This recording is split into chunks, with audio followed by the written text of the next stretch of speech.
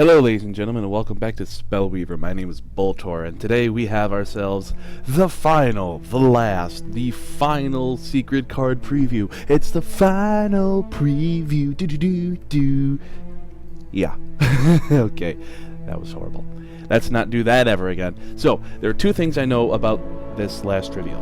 One, this is the last one before the actual whole set is released, and I believe we'll be doing each one of us Spellweaver partners. That's me, Fuzz, Jodo, Peacekeeper, Fuzzle Bucket, the Force Bears guys, and I think Doom? I'm not 100% sure. 6 of us will be given an aspect to spoil. So I'll get an aspect, I'll spoil like Rage. I don't know what aspect I'm getting, but I'll get one. And Fuzz will get one, and Jodo will get one. So stay tuned for that. Once we know more, I'll let you know. So, let's see.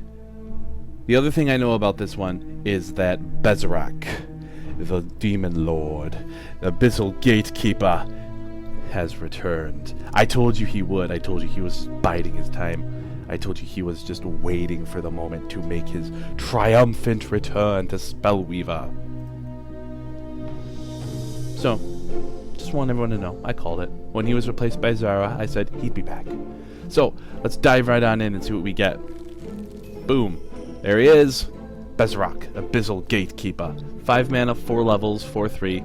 When Bezarok enters the field, each hero sacrifices a creature with combined level 3 level of at least 3. So it sacrifices 3 level 1 creatures, or 1 level 3 creature, or 1 level 2, 1 level 1. Very interesting.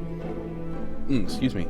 When Bezarok dies, summon demons with a combined level of 3 onto the field. I can assume that means from the graveyard? I mean, from the deck, that's a little ridiculous. I'm sorry. Let me get a bigger. Let me get the bigger picture. When he dies, summon demons with a combined level of 3 onto the field. Now, that's one of two things. Either it's from the graveyard, or like it summons random demons. Like he dies and you summon a harpy and a nightbringer. You know what I mean? It's really weird. I'm gonna assume it means from the graveyard, because if you get to search your deck, like when he dies you basically get a free dark portal, that'd be ridiculous. And no, that's way too good. So I'm gonna assume it means from the graveyard. Ooh, arrow barrage. Choose frontline or support line. The enemy hero distributes 4 damage among creatures he or she controls on that line. Okay. I wonder what they mean by the enemy hero distributes 4 damage among creatures he or she controls on that line. Oh, they choose how the damage falls. I see. So you basically say, I'm dealing 4 to your back row or 4 to your front row. You have to decide where the arrows land, essentially. Okay, that makes sense. So that's very interesting. What this does is it gives Order a way of interacting with your opponent's support line, which is something they haven't had like ever outside of Ray of Righteousness for big creatures. So that's really interesting. Arrow barrage. Oh, snowstorm.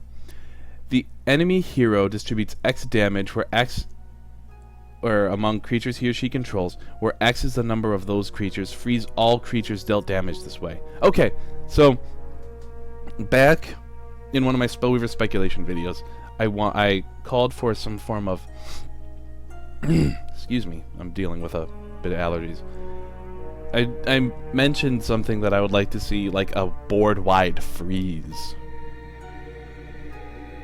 So this basically always freezes every creature. Well, not necessarily.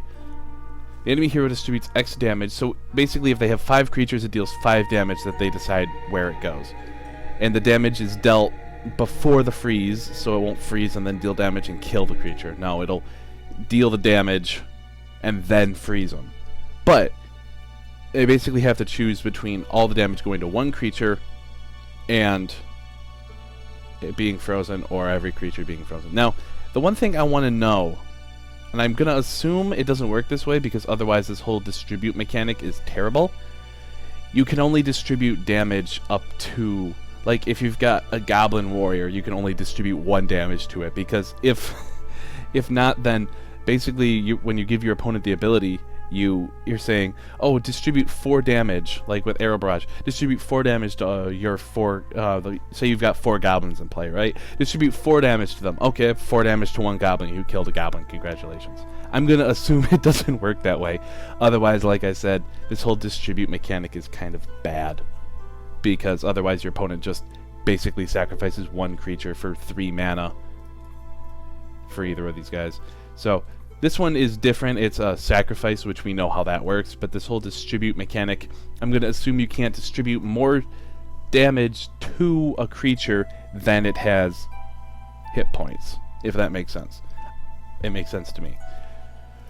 So those are very interesting cards. Let me just get the Snowstorm. Okay.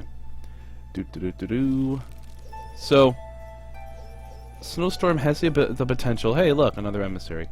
Snowstorm has the potential to completely eradicate your opponent's board, because, or not eradicate it, but set up for a board wipe. I mean, think about it this way: if you throw out a Snowstorm and you hit your opponent, I guess I can just do this now that I think about it. Alright, so let's go to the new stuff. So you throw out a Snowstorm, and if your opponent chooses to freeze pretty much a lot of your creatures, then Darius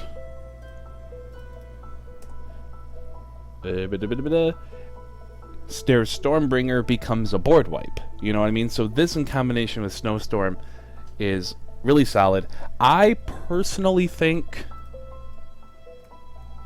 we could just see Snowstorm and maybe even Arrow Barrage being played in 1-turn heal, or maybe we'll see some kind of like energy wombo combo mill deck, or energy wombo combo deck with like Chalice or something. Who knows? I'm really loving Snowstorm, the ability, the potential to freeze your opponent's entire board, although with the way I think this is going to work, I don't think it'll ever actually freeze the opponent's entire board. But again, it's going to come down to exactly how this distribute mechanic works. But let's talk about the big guy. Oops, he's not a spell. Bezarok, Abyss Gatekeeper. So again, I'm going to assume that it means when he dies, summon demons with combined level 3 onto the field. I'm going to assume that works out of the graveyard.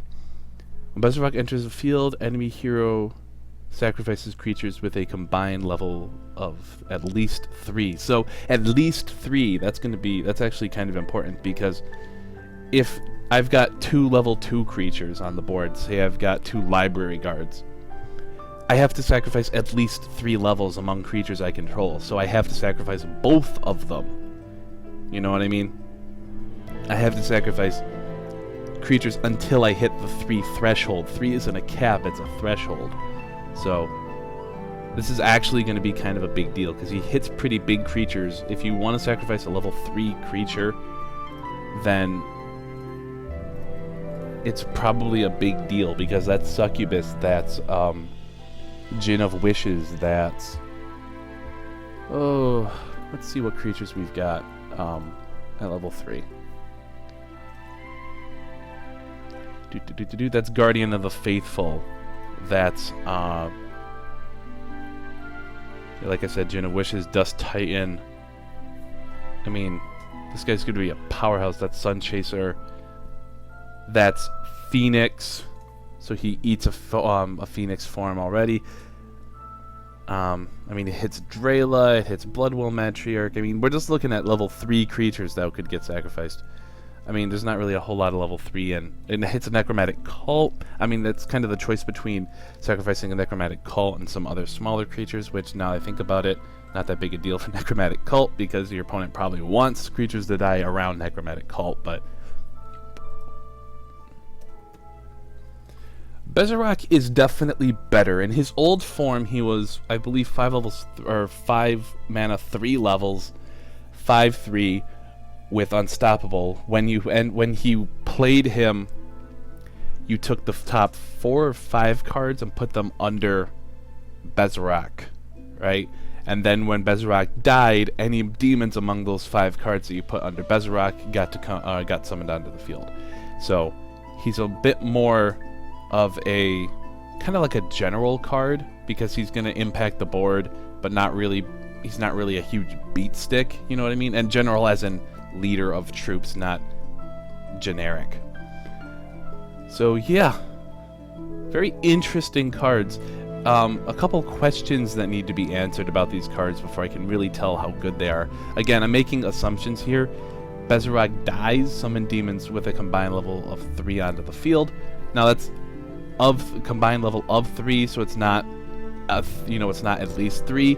So you don't get 2 Blood Witch Harpies. You get a Blood Witch Harpy and a Nightbringer. You get 1 Succubus. You get 3 Nightbringers. You know what I mean? You get 2 Harpies and a Nightbringer, or not 2 Harpies, 2 Vultures and a Nightbringer. So there's, if you can't match 3 exactly, then if you can't, because it is combined of 3, not at most 3. So his second effect is a little unclear exactly how it works. I'll do some testing and I'll experiment with kind of how it works, but as of right now, I'm not 100% sure how it works. And of course, this whole distribute mechanic of distributing damage, the opponent chooses. Can you distribute more damage to a creature than it has health to take? I don't think so. I don't think you would, or I don't think if you were to design this card, you wouldn't allow it to happen, because otherwise, like I said, I've got a 3 health creature and a 1 health creature, and you're going to make me distribute 4 damage to them. Okay, the 3 health creature is really good. The 1 health creature I could give a Plague Vermin's ass about. So let me just distribute the 4 onto the Plague Vermin, and boom, you killed the Plague Vermin. Congratulations, you paid 3 mana to kill a 1/1.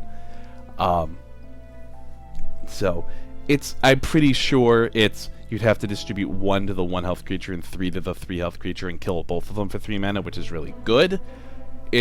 But again, that's only an assumption. I have to test with this card. So very interesting cards, very cool cards to help round out these secret card reveals. Stay tuned for the rest of the set being spoiled. We will let you know, all of us, the people who are going to be doing these videos, we will let you know when that happens. We will let you know when we know, because I personally still don't know. Maybe the devs have said that either today or tomorrow they'll announce the actual release date for Valiant Dawn, the first Spellweaver expansion. But until then, if you guys like the cards, let me know in the comment section below. If you didn't like the cards, let me know in the comment section below. Give a thumbs up to the video if you liked it. If you don't. And share, comment, subscribe, the whole 9. And as always, may the cards rise to meet you and bring good RNG to your enemies' enemies.